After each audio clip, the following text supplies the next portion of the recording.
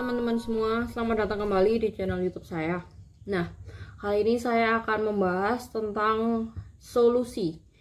Gimana sih sebenarnya cara menghadapi NPD yang kali ini dalam hubungan pertemanan ya. Jadi dalam hubungan pertemanan, memang hubungan dengan NPD ini nggak melulu harus hubungan asmara, pacar, kekasih, atau suami istri, tapi bisa juga kita menemukan hubungan NPD ini dalam ranah sebagai teman gitu ya. Hubungan pertemanan ini artinya bisa cowok ke cowok, bisa cewek ke cewek, atau bisa cowok ke cewek lawan jenis, sebaliknya juga bisa. Nah, hubungan pertemanan ini pasti kita banyak jumpai ya di dalam kantor atau di dalam lingkungan kerja, partner, bisnis, dan sebagainya ya. Memang hubungan pertemanan dengan NPD ini beda jauh dengan hubungan yang sifatnya asmara atau pacar atau kekasih gitu. Nah, hari ini saya akan fokus untuk membahas tips gimana cara menghadapi orang NPD sebagai teman.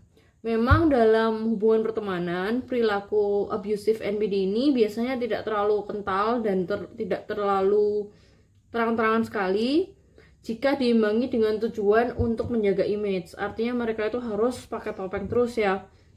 Tapi secara sembunyi memang tetap dalam hubungan pertemanan dan dalam hubungan relasi-relasi tertentu kalian akan tetap mencium atau merasakan bahwa orang ini benar-benar egois ya, dalam artian komunikasinya, pola jawabannya. Kalian akan bisa mencium bahwa orang ini egois, suka bohong, suka banyak alasan, kadang tidak kooperatif, dan dengan alasan-alasan lain yang sifatnya itu egois. Tapi kalian juga bisa bingung karena di dalam hubungan pertemanan kok orang ini kayaknya humoris juga, ramah juga, kadang mau juga nolongin temen, bisa loyal juga, suka traktir sana sini, cari image segala macam. Tapi di dalam hati kecil kalian, guts feeling kalian pasti bener-bener kerasa ya, something off dengan orang ini, atau ada sesuatu yang seakan-akan disembunyikan, atau kepalsuan, kemunafikan, atau sesuatu yang sifatnya sekretif seperti itu. Nah, memang setiap orang NPD ini tetap berbeda ya, walaupun mereka punya pola yang sama sehingga dikelompokkan dalam suatu personality disorder. Tapi NPD ini sifatnya kan spektrum, jadi ada level-levelnya juga. Nah, kemudian bagaimana cara kita menghadapinya? Nah, itu tergantung dari diri kita masing-masing juga. Ada orang yang tahu cara menghadapi teman NPD kita, ada juga yang enggak. Jadi memang secara general saya bisa ngomong sangat nggak berguna kita membuang-buang waktu untuk berhubungan atau punya teman yang jelas-jelas hanya memanfaatkan teman. Nggak perlu diagnosis atau apapun itu, memang kita ngapain punya teman yang kayak gitu, bener kan? Namun banyak juga orang NPD yang berusaha berteman baik. Jadi mereka memang put in action bahwa mereka berusaha berteman baik dan melakukan gesture dalam hubungan pertemanan.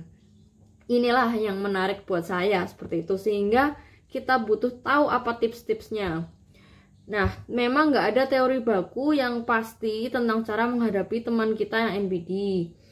Itu tergantung diri kita. Baliknya, kita punya tingkat sensitivitas yang beda-beda, kita punya kekuatan masing-masing yang beda-beda, kita tahu kapasitas diri kita masing-masing gitu ya dalam menghadapi spektrum NPD ini.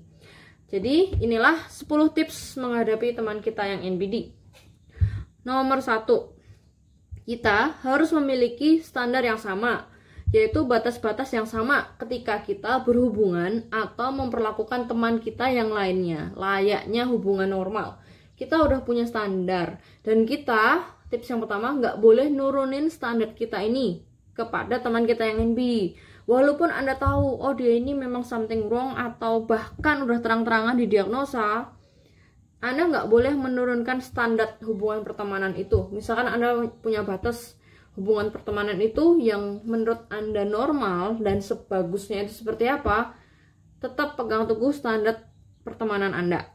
Nomor 2, kita tahu bahwa orang NPD ini lack of object consistency. Kalian juga udah tahu lack of object consistency seperti black and white thinking, sehingga tidak bisa mengingat kebaikan-kebaikan orang ketika dia dalam mode marah. Kemudian dia juga kekurangan whole object relation, artinya tidak bisa melihat satu entity itu bersamaan, memiliki kebaikan dan kekurangan, sehingga dia akan mempolarisasi. Pada saat dia skenarionya berjalan lancar, dia akan menganggap orang itu putih, tapi juga ketika dia marah dia akan menganggap itu orang itu jahat. Jadi seperti black and white thinking seperti itu ya. Dan juga kalian tahu mereka ini kan kekurangan emosional empati. Jadi kita itu harus tetap menjaga diri kita untuk tidak merasa disakiti. Artinya kalau misalkan kita udah tahu seperti ini, nah tipsnya ya udah kita jaga diri kita dengan cara apa? Kita juga harus nurunin ekspektasi dia. Jangan sampai karena kita punya ekspektasi yang tinggi malah kitanya yang disakiti. Itu tips nomor 2. Kemudian tips nomor 3, simpel banget. Kalau dia nyerang kita, merugikan kita, melewati batas kita, udah berhenti aja temenan sama orang itu. Untuk apa kita punya teman yang cuma buang-buang waktu aja? Dan jelas bukan artinya kalian itu bertugas sebagai malaikat penyelamat atau orang yang harus nolongin dia. Oh enggak. Dalam hubungan ini cukup tahu aja, kalian bisa move on. Nah, yang nomor 4, kita adalah teman yang loyal. Tapi jangan memposisikan diri kita sebagai teman yang gampang dibodoh-bodohin, gampang dimanfaatin, gampang dicurangi, gampang diremehkan. Nah, ini juga dalam hubungan perkantoran, dalam hubungan karir, dalam hubungan bisnis. Kita bisa jadi teman yang baik, loyal, tapi hati-hati kalau kalian ketemu orang NPD, ini akan menjadi celah ya. Nah, sekali lagi jadi tipsnya apa? Kita bisa baik, loyal, tapi jangan mau kita juga dicurangi, seperti itu. Kemudian yang nomor 5, kita menyampaikan dan menetapkan batas-batas pertemanan yang wajar. Ini yang seperti yang mirip nomor 1 ya. Untuk menjaga rasa saling hormat dalam pertemanan tersebut. Nah, tipsnya kalau memang kalian udah merasa perlu menyampaikan, nggak apa-apa, sampaikan aja. Menyampaikan dan kita memang terus terang bahwa, oh maaf kalau caranya kayak gini saya kurang suka, saya nggak seneng kalau kamu misalkan udah janjian nggak ngabarin, seenaknya aja ngilang. Udah tahu ini kerja bersama-sama tapi kamu seakan-akan banyak alasan. Kemudian dengan berbagai metode kok kamu ketahuan akhirnya bohong segala macam. Kemudian juga kelihatan banget perilaku kamu itu memang conflict of interest, hanya untuk kepentingan diri sendiri. Atau misalkan juga di dalam kantor seakan-akan dia tidak peduli atau tidak bisa merasa iba atau welas asih kepada orang lain. Kalian boleh sampaikan. Itu tips nomor 5. Kemudian tips nomor 6, kalau udah nggak nyaman apapun itu, kalian udah nyampein, kalian udah berusaha sebagai batas-batas teman yang wajar ya. Kalau udah nggak nyaman dalam hubungan pertemanan itu, lebih baik kalian pergi atau no contact. Tapi kalau misalkan ini dalam hubungan kantor emang agak sulit, jadi kalian tetap harus ketemu orang ini, tetap harus berinteraksi. Nah, itu saya sarankan memang kalian harus grerok. Grerok itu artinya apa? Seperti ibarat batu ya. Kita berinteraksi secukupnya aja dan juga kita merespon. Jadi kita ibaratnya menjawab apa yang menjadi hubungan komunikasi itu, tapi kalian tidak memberikan reaksi emosional atau fuel. Jadi jangan sampai kalian malah ngasih fuel kepada orang NPD ini. Kalian cukup menjawab secukupnya, merespon secukupnya, bukan bereaksi. Nah, kemudian tips yang nomor 7, kita nggak perlu ikut berlaku kayak orang NPD ini, karena kita bukan mereka. Nggak perlu ikut kayak pengen membales, atau malah mendongkol, atau malah membenci, dendam, segala macam. Sebagai teman apalagi itu juga malah bikin kita capek sendiri, dan itu bukan culture kita. Kita bukan mereka. Kita nggak bisa membela dengan alasan apapun, walaupun kita tahu teman kita ini NPD, kita membela ya udahlah nggak apa-apa, gue diginiin, gue ngalah segala macam. Itu hanya akan membuat kalian tambah terjerumus. Jadi nggak ada alasan seperti itu. Kemudian yang ke-8, kita menjadi teman terbaik dalam batas yang masih dapat kita terima, yang artinya kapasitas kita. Kalau misalkan memang udah nggak terima, udah mendingan sampaikan aja bahwa memang hubungan ini nggak bisa, atau memang kalian menerapkan metode grerok.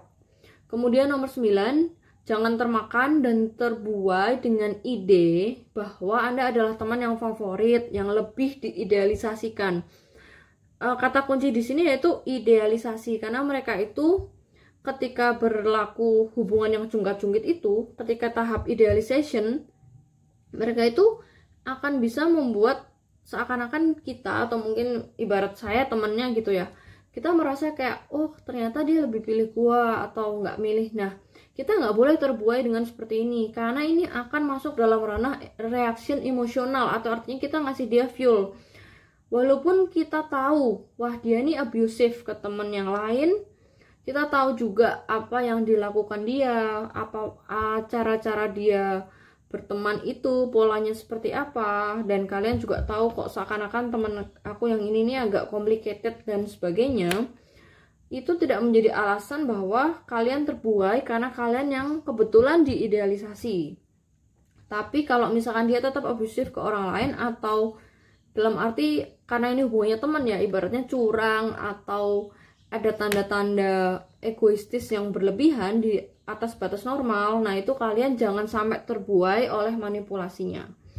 Kemudian nomor 10, intinya kalau Anda enjoy dalam batas-batas itu, silahkan. Anda nggak usah mempedulikan diagnosis apapun, karena diagnosis apapun itu tidak bisa menjadi alasan untuk membolehkan diri kita berlaku seenaknya, karena di dalam hubungan pertemanan pun tetap ada namanya norma-norma sosial. Kemudian ini kesimpulan. Pertama, itu kita memang berhak untuk berhati-hati dalam berteman, tentu. Kalau mereka abusif dan merugikan, silahkan kalian boleh no contact.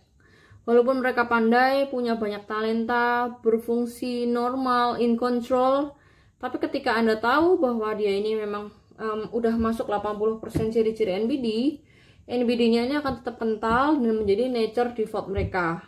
Intinya Anda tetap akan lelah karena sifat egoisnya itu tidak bisa terelakkan, dan ibaratnya kayak kalian cuman bisa merasa nyaman itu sifatnya sementara, dan akan muncul ciri-ciri jungkat-jungkit di dalam siklus hubungan dengan NPD ini. Kemudian semua orang tentunya bertanggung jawab atas perilakunya. Diagnosa bukanlah menjadi alasan untuk kita bisa seenaknya melewati batas-batas kewajaran sosial seperti itu. Kemudian artinya menjaga pertemanan dengan NPD tetap ada risiko. Pilihan di tangan Anda.